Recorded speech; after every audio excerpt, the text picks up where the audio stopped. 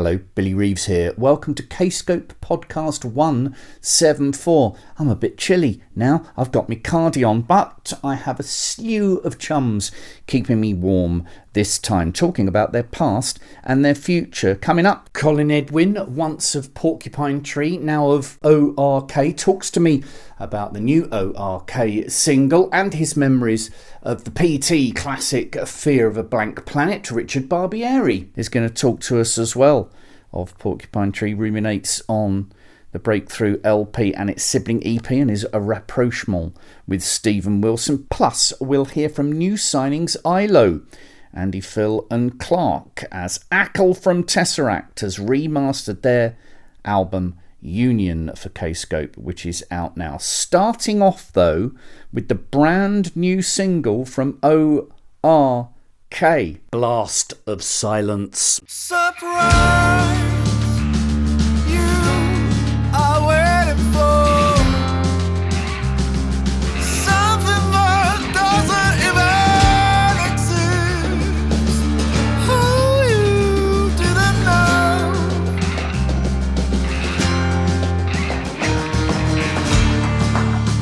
Sometimes you forget.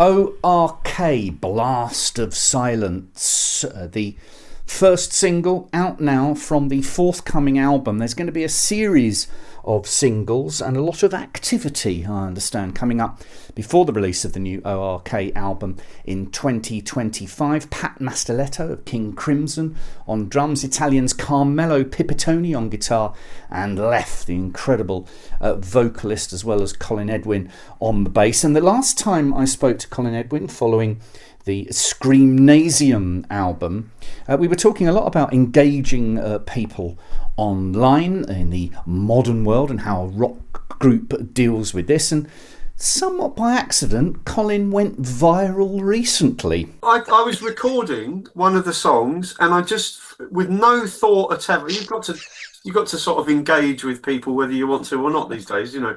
So I literally just flipped the switch on my bass because it was a detuned song. So I'm tuning from E to D on the bottom string. Yeah. Technical, you know. And that particular reel, which is about 4 seconds long, last time I looked, it had something like 2 million views.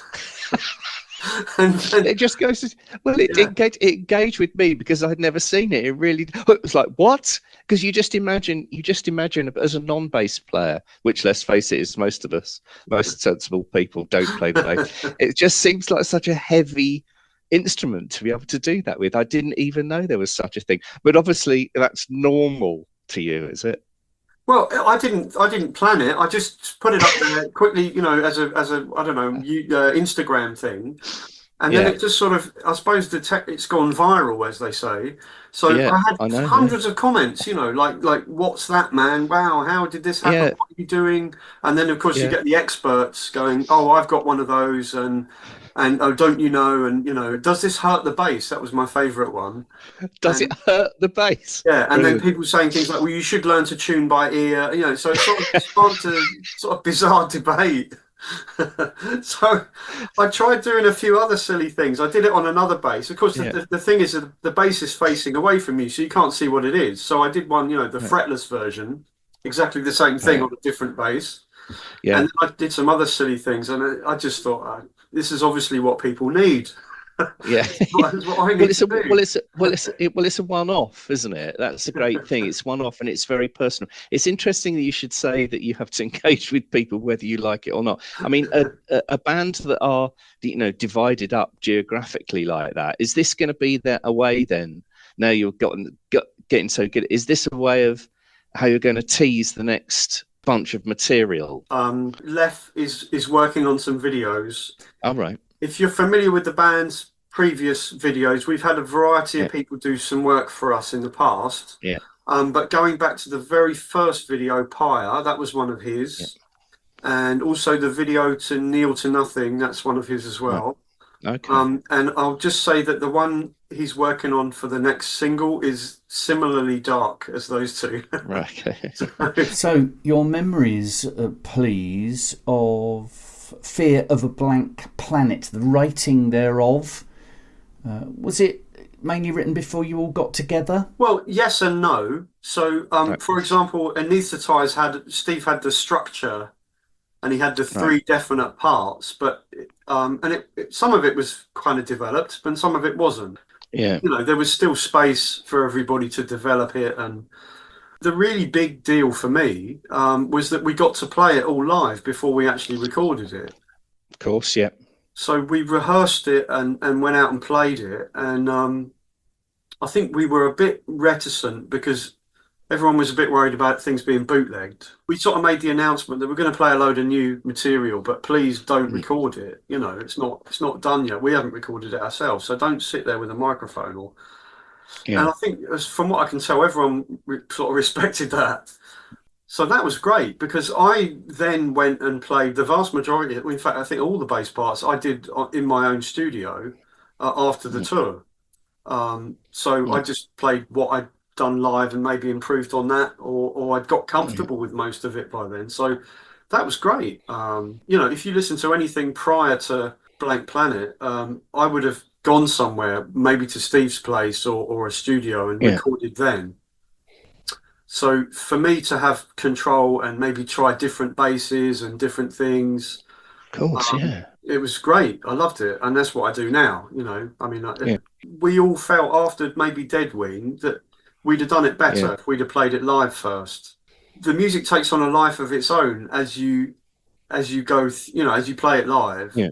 And your relationship to it changes. You have different feelings about it based on maybe how the audience respond, and that's without even thinking about your own performance. You know, you're thinking about how the whole thing gels together, and so all that was great. I think that was really positive, a really positive way of making the record. You know, how did the audience respond? Because if they're hearing stuff they haven't heard before, they can't sing along. You know, different vibe. Well, I do remember that they were really supportive. In fact, that was confirmed to me because I did listen to the Saarbrücken show, which I hadn't even heard. I didn't know it existed, but that was something that was it was captured before we'd actually made the record, and the audience response was really good. So I think maybe at that time we didn't know necessarily which tracks were going to make the album, and there's a couple that maybe didn't make the album and made the EP that we made. Looking at the career of Porcupine Tree, I can never decide which is all acts have a breakthrough album. I think, you know, if you're writing the rock history of a pop group, I'm just wondering which was that Porcupine Tree record, because there seems to be a point where it stopped being a Dukes of Stratosphere and became an XTC. Do you know what I mean? For me, that is Blank Planet. That's the point where it did become its own thing. Is that fair? Was that a breakthrough album artistically? Yeah, I'd say so. It was either that one or the one before it. Yeah. But, you know, it was such a slow overall, it's such a slow uphill thing that, you might not have missed it, you know. I think there was a point for me on one of the later tours, there was a point where we sort of realised that we were getting a big audience every night and we were selling out. Yeah. And it was suddenly like, oh, hang on, usually we break even on tour. And it was suddenly like, oh, we're actually going to probably have a profit. And actually, we're probably going to sell out this next gig. No, it's like, wow, you know, that was a kind of amazing moment. And then suddenly the press seemed to treat us a bit differently as well. Yeah. So we started to get mainstream festivals and we started to get, you know, publications that would never have written anything before, or would have written about us in a sort of apologetic way. You know, we're sorry to be covering this progressive rock, but maybe you should check out. You know. So there was suddenly people taking notice that otherwise wouldn't have taken notice. Yeah. And when you look back on that particular period, right, and you look back on Colin Edwin then, you know, how have you changed as a person and a musician? Because you were a much younger man then. A taxing time for me because I had 3 kids under 5. Christ. At that point. So I was pretty exhausted. And in fact, the only reason I got my studio together, really, initially, I was very involved with my first son, you know, looking after him. Yeah. When I wasn't touring, and I realised that, like, because my wife was working shifts, I would be the one that would wake up at 1 in the morning and feed him and stay up for an hour. So that was my time to learn the software. So I would stay up, you know, between 1 and 3, 4 in the morning and look after my son, and then I could sleep. My wife would go to work, and then I'd have him during the day. And when I wasn't on tour, that's what I did. So I used to go on tour, and outside of the gigs, you know, I'd get a good night's sleep. That was what it was like for a few years for me. So there's a lot I don't remember because I was basically too fucking tired. Well, it's the personal stories that we're looking for.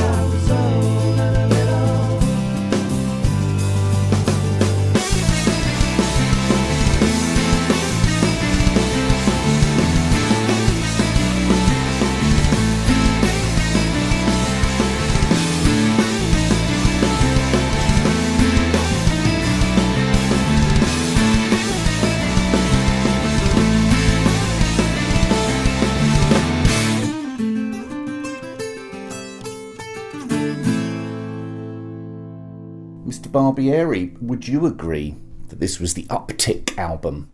Yeah, I was saying that probably was a big breakthrough for the band in terms of media, press, attention.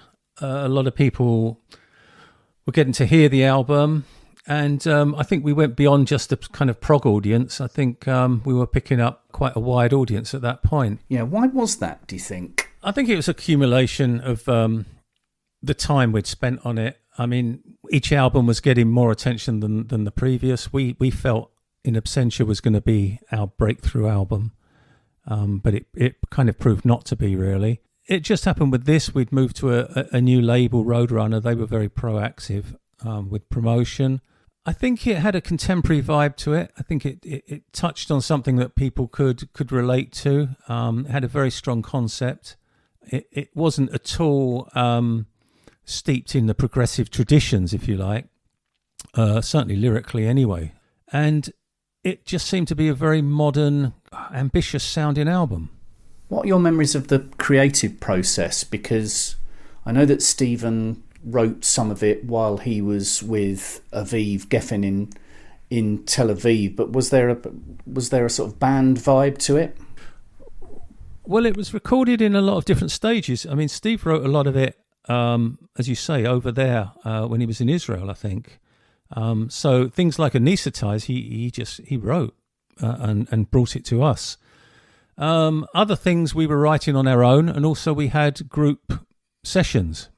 So it's like a three-pronged theory. I want to run a theory past you, if I may, that all bands, to help the creative process, have a poo, have a tigger, and have an Eeyore. Which one are you?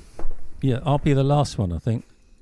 Ever since the band started, it was a case of, which was probably annoying to the others, but it's always a case of me trying to kind of up the presentation, the production, the way the band, went about its business, everything. Because I'd worked professionally for a long time before that, and Chris kind of was my partner in crime. And kind of since then, Gavin became my partner in crime, to the extent that we were known as the Misery Twins. Brilliant. And it was only ever to really kind of up the ante and always, present the group at its best and just try and make everything look great and sound great. And well, I mean, of course, now it's all gone way beyond that. So we've probably got the best relationship at the moment than we've had at any time over the years, I think. Yeah, I've spoken to the Pineapple Thief at great length of late, and that's kind of the job that Gavin is now doing for them. He's the father of the chapel. There was a lot of material, as you say, recorded and written by everybody for Blank Planet. Some of it became an EP because it didn't quite make it onto the album. How did you decide which was going to go where and why? We were going to have a track of Gavin's, Cheating the Polygraph. Love the track. I mean, it's one of my favourite tracks, really. But we were thinking it wasn't quite working within the context and kind of continuing the mood of the album. And we'd already written A Way Out of Here. So it became between those two, really. And it soon became evident that Way Out of Here was probably going to work better with the other tracks. I count the EP as kind of part of that time, part of that era. It's very connected to that album. So it's not to say the tracks on the EP aren't better than the tracks on the album. It's just a case of once you have 2 or 3 tracks that you're so confident in that is giving the album a flavour and a feel, then you tend to work around that and you try to fit around that. And of course, once you've got a track like Anesthetize, epic track, and Sleep Together as well, it's easier to then start to fit things around those because you know that they're kind of the staples of the album. That's the way it works. I mean, I imagine it's the same with everything, film editing, anything. It's just a case of not necessarily what might be best on its own, but what is best for the overall work. Yeah, that's beautifully put. So, finally, Richard, to the future, what are you up to? What am I doing? I'm writing a lot of music, so I don't know where it will end up, but it over a period of time, it becomes apparent where that might go, with each piece of music, and I'll then send it to people, or I'll keep it for a solo project. So it's not really a case of writing anything specific. It's just writing a lot of material, and then I'm going to sit back and kind of review what I've done. And I think that's the best way, really. I've never been right to a schedule. I've never been a careerist musician. I might not make an album for 7 years or so. It's just when it's right, it's right. And, I think that's the same with kind of people who take their work seriously. It just happens when it happens. And you can't really force it. You can't put yourself on a conveyor belt. I think this is how I'm going to churn out this stuff for the next, 20 years or whatever. So, yeah.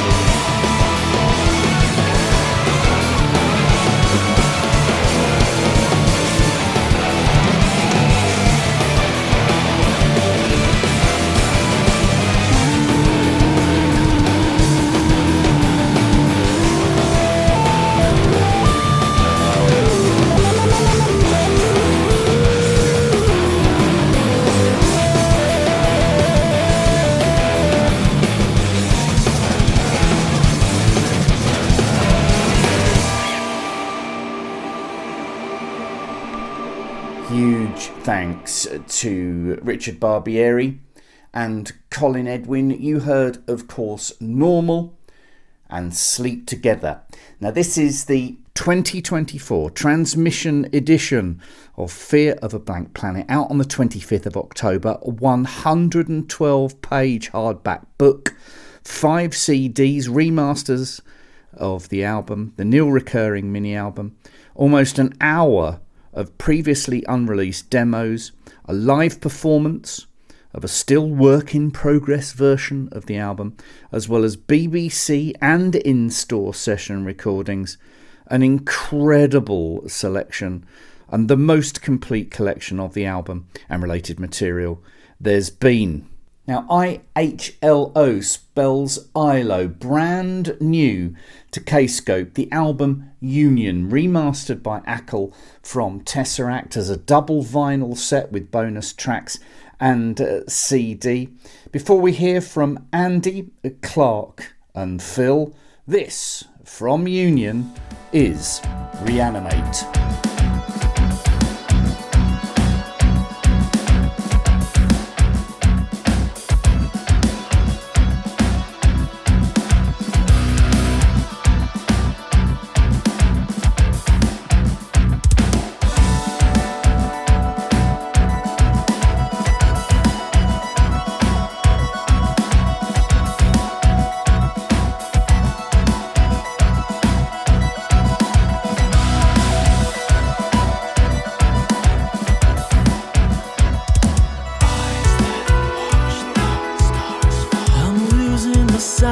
Surroundings fade.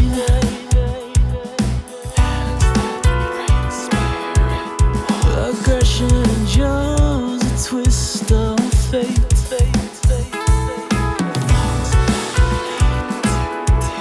A kingdom collapsed under the weight.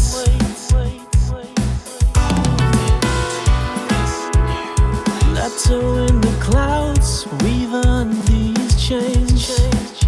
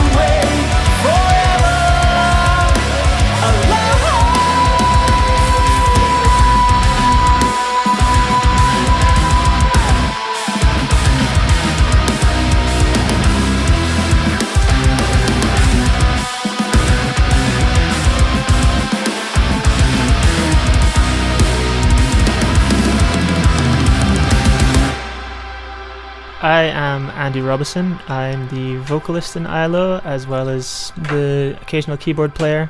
I am Phil Monroe. I play guitar, and in the studio I do pretty much a bit of everything else. My name's Clark McMenemy. I play drums. I also do the writing, and if we need intricate programming, I'm the boy. Well, my mate Bob Buckingham, who knows more about this sort of thing than I do, was very excited to hear that you'd signed to Kscope, and he describes your music as funky gent. What do you reckon to that? Fair? Yeah, because it's not just like at face value. The music has modern metal sounds and gent embellishments, but yeah, it's got that funkiness of like all these other influences and bits and pieces that we've done to try to add more colour to it, I guess. So which came first then, Phil, out of all of those? Because there is a lot of flavours in the stew. What came first, and then how were things added? Yeah, the metal comes first, and I think probably for all of us that's true. Like live metal especially is really fun, and it's great to listen to. But we always kind of knew that it was going to be there were going to be sprinkles of other stuff, other textural stuff, keyboards, whatever it is. But the metal probably did come first, ultimately. Yeah. Are you adding the funk then, Clark? I mean, that's a drummer's job, isn't it? Yeah, I guess. Both Andy and Phil have also established backgrounds as drummers themselves. So immediately when I was recruited, it was supposed to just be for live drums. But then I kind of wormed my way into being like, oh, well, I'll program these for you, and like really program it up so it sounds like a person has done it, And of course there was a lot of embellishments and things like that I added, but the solid core of what was there was already really, really good, really tight. It really added a lot of spice to it. So it was really exciting getting to kind of contribute to it, but I think that kind of that bass kind of, of gent with some fun, funky rhythms was already there before I even got involved. I think it's great. It's so great that there's a band on Kscope that you can dance to at last. Andy, Union is a bit of a cult classic in certain circles. So, everything was going all right, and then did COVID kind of hold things up? Oh, that's a good question. That's a good question. I think that if COVID hadn't come out the way that it did, I guess we could have spent more time on the live aspects, and there maybe would have been more promotion happening in that way, and like a different type of growth of the band. But I don't necessarily think that it stunted or halted any progression. I think we kind of just did that to ourselves, really, just by just chilling. Phil, did that mean that, because the way that modern groups work, did that mean that you could still create during that period? Yeah, I think if I'm remembering correctly, I think 2020 was going to be like we were planning on playing a lot of shows, and we released the album in 2019, and it sort of ended up doing really well. It wasn't like an immediate explosion, but it was a very, very slow but very steady, continuous growth of people finding it. And it was like, okay, I think we really wanted to play loads of shows in 2020, and then obviously we couldn't. Yeah. And I think for me, that really helped with being able to write new stuff. I think 3 or 4 of the songs that are going to be on our next album I wrote in 2020 because we were all sat at home not being able to do anything. And if there is loads of live stuff happening at the same time, I don't feel like I have as much headspace, I guess you would call it, as much energy to think about writing new stuff. So for me, COVID coming around was like, let's knuckle down and bash some songs out, and I think we got 3 or 4 really good songs out of the year for me. So yeah, that's interesting because you're getting a different headspace. Clark, how much of an influence of TesseracT? Yeah, TesseracT have always been a massive influence for Phil and I, especially when we were writing Union. I have a very, very vivid memory of just before a chemistry class when I was like 16 or 17, and my friend showing me Concealing Fate Part 1. And I actually didn't vibe with it at first. I was like, oh, the drums are kind of too busy. And then later on, I went back to it, and I was like, oh, okay, wow, I'll get it now. And that had a massive influence in how I like build and orchestrate parts. It's how Jay and Acle built rhythms and built the drums around those rhythms was really good for me to learn from. They're very different characters as well, I think, Andy. There's obviously, speaking to you three just now, there's a similar vibe going on there where everybody has a certain job, and I think that's where TesseracT works so well together as a unit. I think in any band, here's a theory of mine, Andy, in any band there is a poo, a Tigger and an Eeyore. So who is the poo, who is the Tigger, and who is the Eeyore in this group?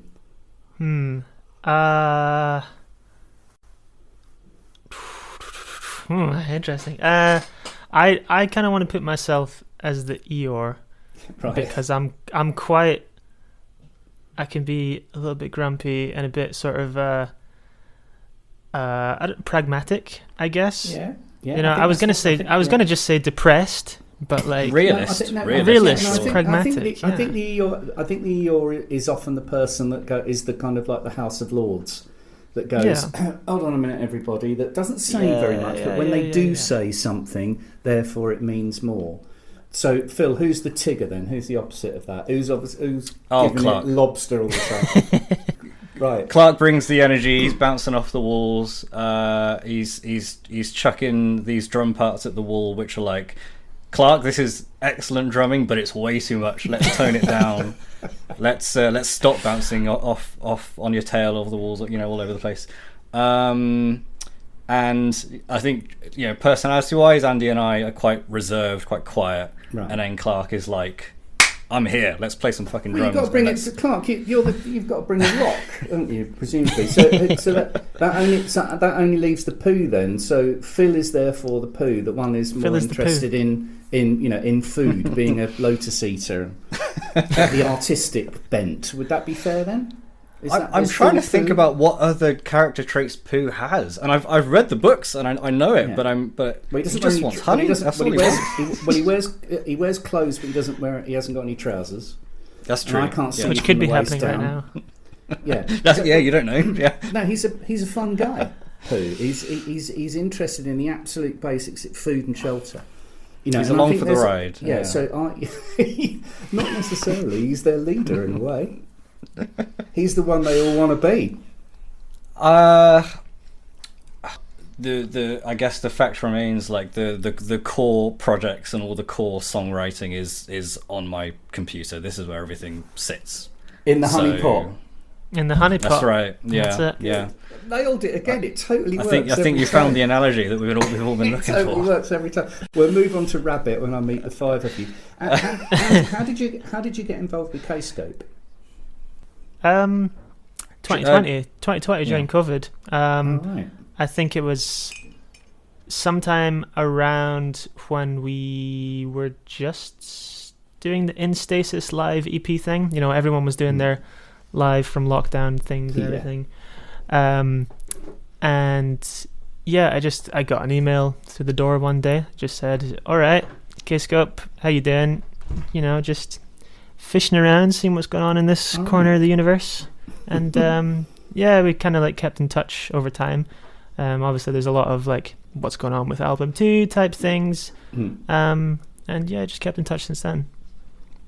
Okie dokie. And are you comfortable, Phil, then with being sort of introduced to Kscope with using the previous album? Because does it feel like a reset?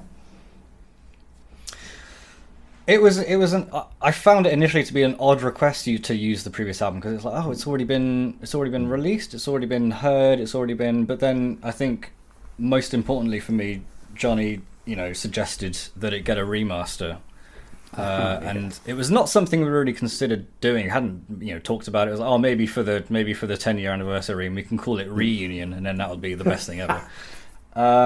But he suggested it for this re-release through Kscope, and it was like, okay, well let's see who he was going to get on board and what the suggestions were for that. And then it came out that Acle from TesseracT previously mentioned was going to be the guy to do it. So that got us pretty excited. And then we heard what he did, and it sounds great. And it was like, okay, this is definitely worth putting out again. But it's all about catalogue at Kscope, Clark. You see, it's that begins the catalogue. What's everybody's relationship with Union now after all this time? It's slightly easier for me because those two are always like figuring out things up to the last minute, and to a point when my stuff's done, it's done. But I've got a lot of fondness for it, like myself. It's an album I'll listen to just to listen to it, and again, being the drummer, you can take a step back from that relationship with it. Yeah, well, you wave it. I think you wave it off to school.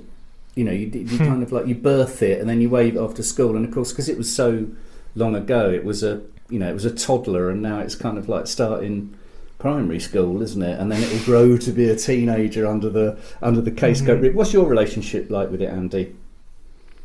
I love it. I think it's a great album, and it's definitely one of the things that I am most proud of in my life, through all its trials and tribulations and everything. I was very happy for it to be finished, but I think, as is commonly understood among musicians, just because the album has been finished recording and mixed and mastered doesn't mean that it's done. All great art is never finished, it's only ever abandoned. But now Deadlines, the sophomore album, I understand recording has started. Why is it these days that groups do it this way round, do the album and then tour it? Because in my day, you would go out and harden the material on the road first. Why is it this way round? Everyone calls themselves a perfectionist. That's just a thing that creative people do. But I am as well, and I am in a big way. And if it's not in a place where I think it's done and I'm happy with it, I don't want anyone to hear it.